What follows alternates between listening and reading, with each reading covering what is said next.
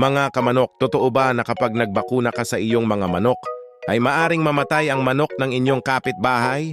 Sa aking personal na kaalaman at experience sa pagmamanok, ito po ay hindi totoo. Ang mga vaccine na ginagamit natin sa ating mga sisiw tulad ng B1B1.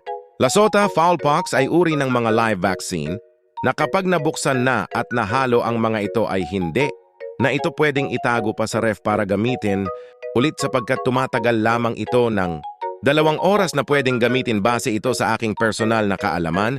Maganda sa umaga o dapit hapon mag-vaccine sa ating mga alaga para hindi ito magdulot ng stress dahil mainit ito sa kanilang katawan. Ang pag-apply ng B1B1 o lasota ay sa ilong o matagamit ang droplet, mas maigi sa 2 parte para mas maganda.